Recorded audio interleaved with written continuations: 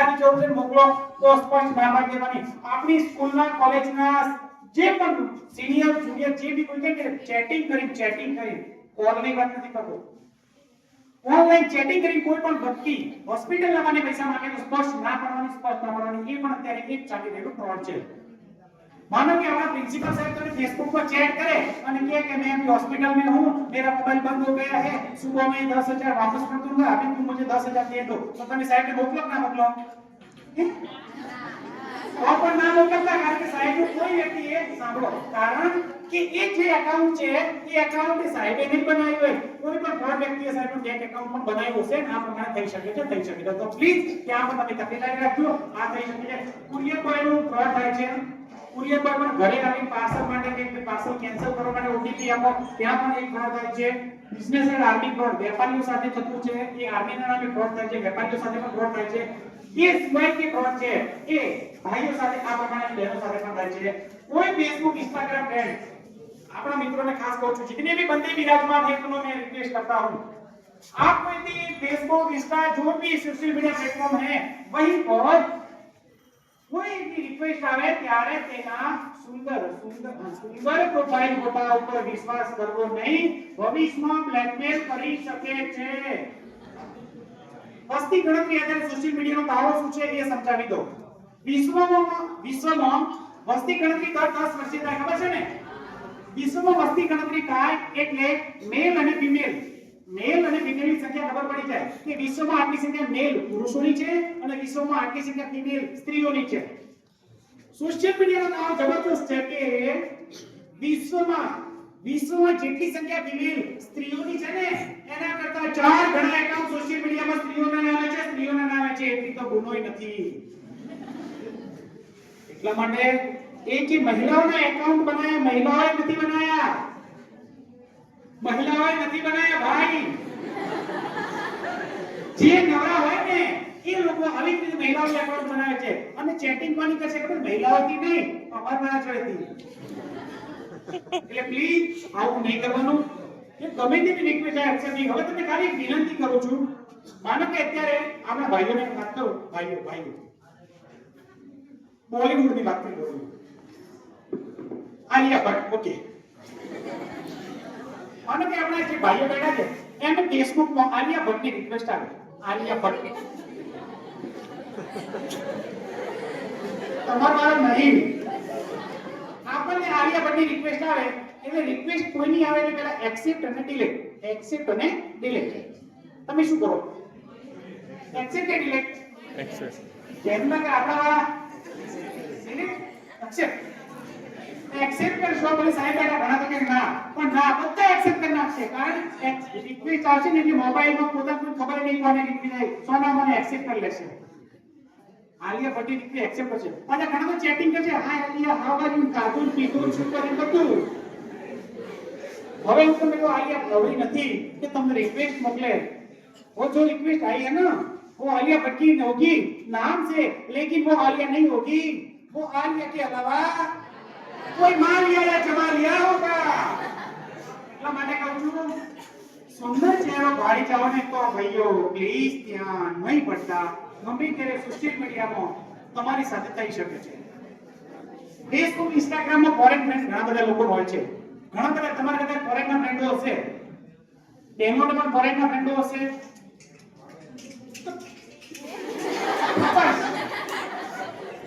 આ લેપટોપ પર લોગિન કરીને તમે કેસે એનું બતાવી દો મળી શોધીને બતાવો આ ફોરેન નો પણ અને આપણા વાળામાં પણ ફોરેન ની બસ છે. ફોરેન ના ફ્રેન્ડો પણ હશે ફોરેન ની ફ્રેન્ડો પણ હશે. ભાઈઓને પણ હશે બહેનોને પણ હશે. હવે જોજો સાંભળજો શું ઇશ્યુ થાય છે.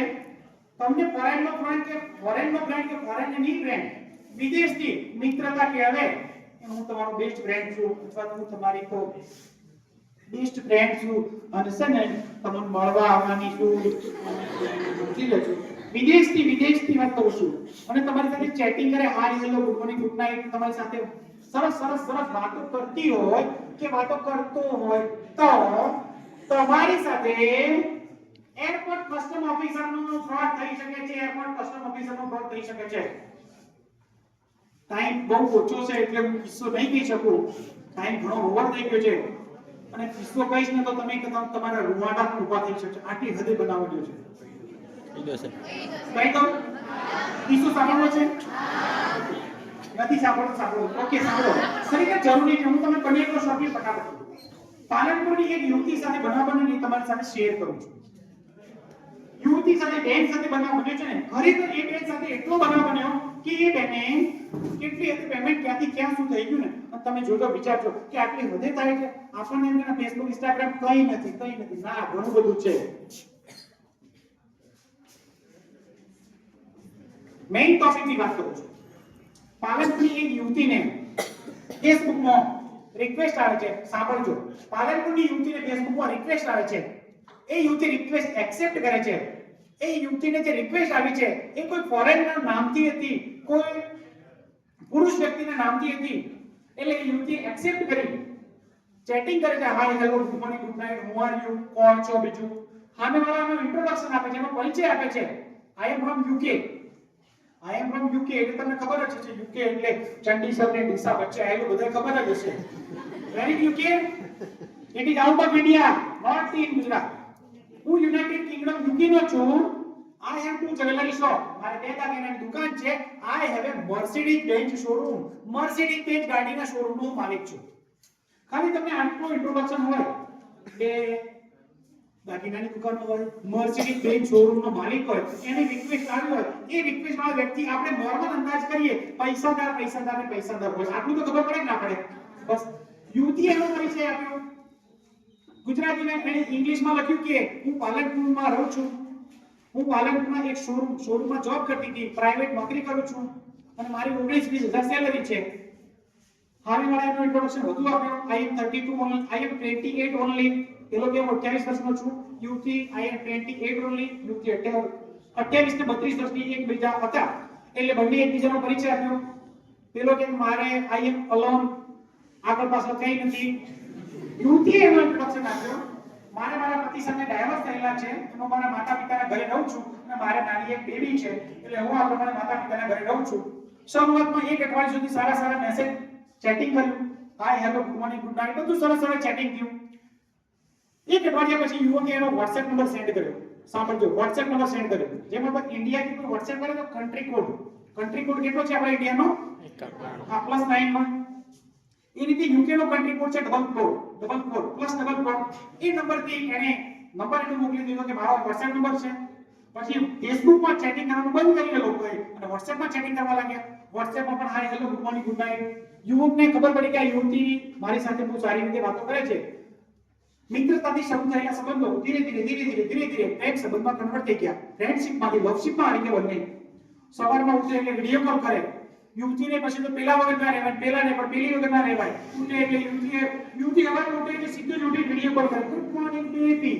એટલે બેબી નંબર બેઠો હોય, બરોબર રિપ્લાય આપે આ તે.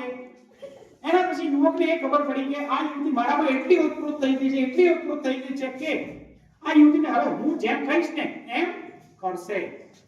યુવકે બ્રહ્માસ્ત્ર છોડ્યું, જબરજસ્ત ટેકનિક વાપરી, અને યુવતીને કીધું હું ઇન્ડિયા તને મળવા માટે સ્પેશિયલ પાલનપુર આવી રહ્યો છું. યુવતી ખુશ થઈ ગઈ. કેમ? આટલા દિવસ તો ખાલી ભણાતો તો દેખાતો તો, હવે તો ફેસ ટુ ફેસ આવી જશે. ખુશ થઈ ગઈ. પેલા એ કીધું કે હું ઇન્ડિયા તને મળવા માટે જો આવું, પહેલી વખત આવતો હોઉં, મારે અહીં માલિકની મહેરબાની છે, શું ખાલી હાથ આવું ખરા? ખાલી હાથ નહીં આવું, આટલું બધું લઈને આવીશ.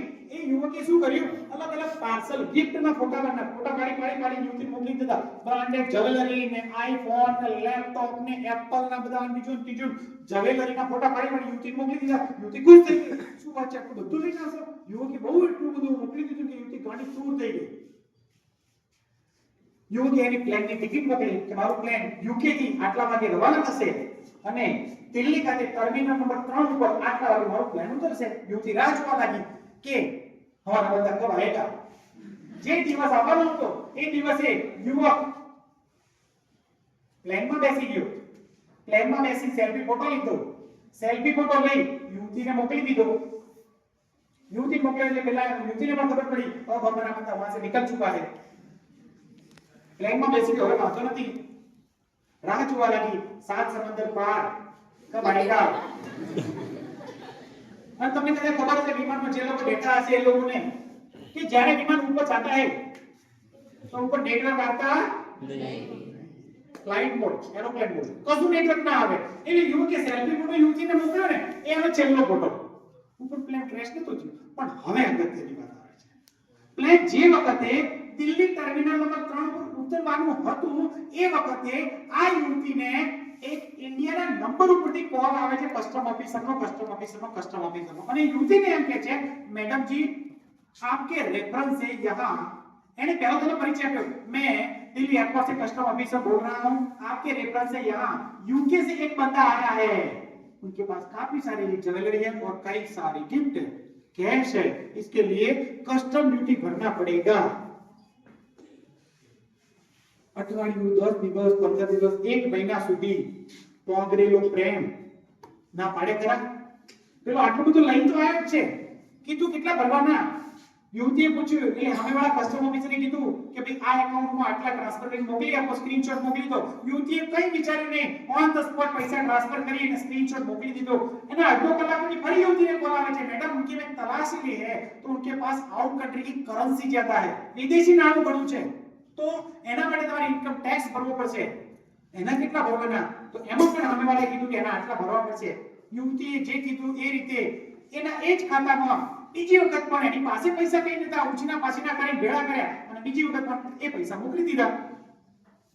ફરીથી અડધો કલાક પછી યુવતીને કોલ આવે છે, મેડમ आप गुजरात पालनपुर के हो, वो यूके का है, आपका फिजिकल वेरिफिकेशन करना पड़ेगा, इसके लिए फिर पेमेंट भरना पड़ेगा।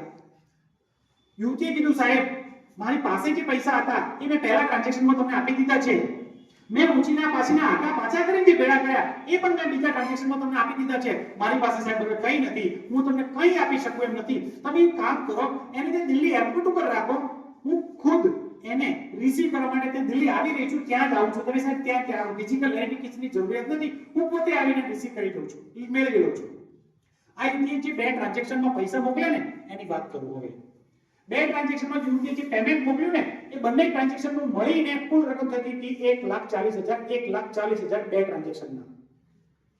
પછી યુવતી પૈસા આપી દી, પેલા ફિઝિકલ વેરિફિકેશન ના કરવું પડે એટલે દિલ્હી એરપોર્ટમાં જવા માટે અહીંથી અમદાવાદ એરપોર્ટ જાય છે, અમદાવાદ એરપોર્ટની બાય ફ્લાઇટ દિલ્હી જઈ અને ત્યાં કોલ કરે છે, જે નંબરથી કસ્ટમ ઓફિસર કોલ કરતા હતા એ નંબર પર કોલ કરે છે, જે નંબર પર કોલ કરે છે એ નંબર સ્વિચ ઓફ ન લાગ્યો, 2 વખત 3 વખત ટ્રાય કર્યો, સ્વિચ ઓફ ન લાગ્યો। યુવતી એરપોર્ટ અધિકારીને મને જાણ કરે છે કે સાહેબ હું ગુજરાત પાલનપુરથી આવી છું, મારા રેફરન્સથી જે યુકે થી આવ્યો છે ભાઈને લેવા આવ્યો છે, રિસીવ કરવા માટે આવ્યો છું। એટલે एयरपोर्ट अधिकारी बात करी, मैडम जी आपके रेफरेंस से जो भी बंदा आया है ना वो अभी तक ये पैसेंजर की लिस्ट में वो नाम वाला कोई भी बंदा नहीं है, यूके से जो आई फ्लाइट ये देख लो, ये पैसेंजर की लिस्ट है, पैसेंजर की लिस्ट में जे कीधुं ये नाम वाला कोई व्यक्ति नहीं। युवतीने विश्वास न થાય, સિનિયર અધિકારીને મળે છે, સિનિયર અધિકારીને મળીને વાત કરે છે કે સાહેબ હું પાલનપુરથી આવી છું, આ વ્યક્તિ આવ્યો ને લેવા માટે આવ્યો છું, મેં 1,40,000 માં વેરિફિકેશન આપી દીધા છે, કોઈ વાંધો નહીં, લેવા માટે આવ્યો છું। अधिकारी ने खबर पड़ी गई, स्पष्ट कही कि मैडम जी आपके साथ साइबर फ्रॉड हो गया है, आपके रेफरेंस से यहाँ कोई भी बंदा नहीं आया है। પેલી મનમાં વિચારવા લાગી, ત્યાંથી પ્લેનમાં બેઠો, સેલ્ફી ફોટો લીધો, અહીંયા આવ્યો, કસ્ટમ ઓફિસરે કોલ કર્યો, આ બધું થઈ ગયું, પેલો આવી ગયો તો ગયો ક્યાં? એ યુવતી નાસીપાસ થઈ જાય છે, ધ્રુસકે દિલ્હી એરપોર્ટ ઉપર રડવા લાગે છે, ધ્રુસકે રડે છે, જાય તો જાય કહાં? Back to pavilion. નિરાશ થઈ અને રિટર્ન આવે છે। બીજા દિવસે અમારે પાલનપુર રૂબરૂ આવીને સાગર ભાઈની મુલાકાત કરીને કે સાહેબ મારી સાથે ફેસબુક થી આપણે મિત્રની ચેટિંગ થતું હતું, મારો ફ્રેન્ડ હતો, આ WhatsApp નંબરથી મેં ચેટિંગ કરતા હતા, એ દિલ્હી આવ્યો, એરપોર્ટ અધિકારી કસ્ટમ અધિકારી આ નંબરથી વાત કરી હતી અને મેં 1,40,000 આ ખાતામાં મોકલી દીધા। બધી એપ્લિકેશન લીધી, એપ્લિકેશનમાં અમારી ટીમે જબરદસ્ત ઇન્વેસ્ટિગેશન ફટાફટ હતું, ઇન્વેસ્ટિગેશન બેંકનું, ફેસબુક, ઇન્સ્ટાનું બધું પ્રોસેસ સ્ટાર્ટ કરી દીધી। સૌથી પહેલો જવાબ મળ્યો છે બેંક તરફથી જવાબ મળ્યો કે જે 1,40,000 જે ખાતામાં કહેતા એ આસામની એક લોકલ બેંકનું બેંક એકાઉન્ટ હતું, અમારી CRPC 91 મુજબની જે તે વખતે નોટિસ મોકલી અને બેંક એકાઉન્ટ અમે ફ્રીઝ કરાવી દીધેલું અને એ ખાતામાં 1,40,000 જે ગયા હતા ને એમાંથી અમુક રકમ એને ઉપાડી દીધી, સામેવાળાએ આસામનું બેંક એકાઉન્ટ હતું એમાંથી અમુક રકમ ઉપાડી દીધી અને બેંકને અમે વિનંતી કરી કે જે રકમ પડી હતી એ રકમ 1,40,000 માંથી 1,40,000 માંથી 1,05,000 એ યુવતીને અમે રિટર્ન અપાવી દીધા પરત અપાવી દીધા. હવે 1,40,000 માંથી મોટા ભાગની રકમ પરત આવી જાય એટલે દરેકને એમ કે સાહેબ હવે જે એ બરોબર છે, ઠીક છે, પણ હવે કોઈ વાંધો નહીં, પૈસા આવી ગયા એટલે વાંધો નથી. યુવતીનો જવાબ હતો એ ખરેખર યુવતીનો સુંદર જવાબ હતો, સાહેબ પૈસા તો ઠીક, પણ પેલો વ્યક્તિ ક્યાં ગયો એ તો શોધી આપો. એ વખતે એમને ખબર પડી, ગુજરાતીમાં કહેવત સાંભળેલી છે કે બે વાંધો હોય છે, પણ આટલો વાંધો આવે છે એ વખતે ખબર પડી. એની પણ મેં પ્રોસેસ ફેસબુક ની બધી કરેલી હતી. ફેસબુક નો રિપ્લાય આવ્યો, જે એકાઉન્ટ ની ચેટિંગ થતું હતું એ એકાઉન્ટ ની ડિટેલ 30 દિવસે આવીને અમને ખબર પડી કે જે ફેસબુક એકાઉન્ટ યુકે થી ઓપરેટ થતું હતું ને, એ એકાઉન્ટ યુકે થી ઓપરેટ થનારું એકાઉન્ટ યુકે નું નહીં, પરંતુ Gorakhpur UP in India, Gorakhpur India. આખા એકાઉન્ટ ની ડિટેલ માંગી ત્યારે ખબર પડી કોઈ પાણી પકોડી વાળા હતા ભાઈ, પાણી તો પ્લીઝ મેડમ ને બોલાયા. પછી કીધું મેડમજી હવે કઈ પીડા પીડા ના સાહેબ હવે રહેવા. પછી અમે કઈ આગળની પ્રોસેસ ના કરી અને અમે એ ફાઇલ ત્યાં ક્લોઝ કરી. આ જે કિસ્સો કીધો એ જે યુવતી સાથે કિસ્સો બન્યો એ યુવતી પણ વેલ એજ્યુકેટેડ છે, સોશિયલ મીડિયામાં પણ એનું સારું નામ છે, આજે સિંગર તરીકે બહુ સારું છે. એનું નોલેજ પણ સોશિયલ મીડિયામાં ઓછું નહીં હોય. એ યુવતી પણ જો આ રીતે ભોગ બની ચૂકી હોય તો વિચાર કરજો બેનો, તમારી સાથે આમાંથી ગમે તેની સાથે આવું થઈ શકે. એટલે પ્લીઝ દોડો એટલું દૂધ મારી નહીં લેવાનું. આપણા ભાઈઓને પણ વિનંતી, આ કિસ્સો બહેનોનો કીધું એટલે તમે એમ ના કહેતા કે અમાર તો કોઈ નહીં. ભાઈઓ તો એટલા છેતરાયા છે કે કઈ શકતા નથી ને એટલા રહી શકતા નથી, એટલી હદે છેતરાય છે. એટલે પ્લીઝ આ બધી કરવાની તમારી લગાવો થશે. હવે બહુ જલ્દી પૂરું કરું છું, ટાઈમ બહુ નથી. Social media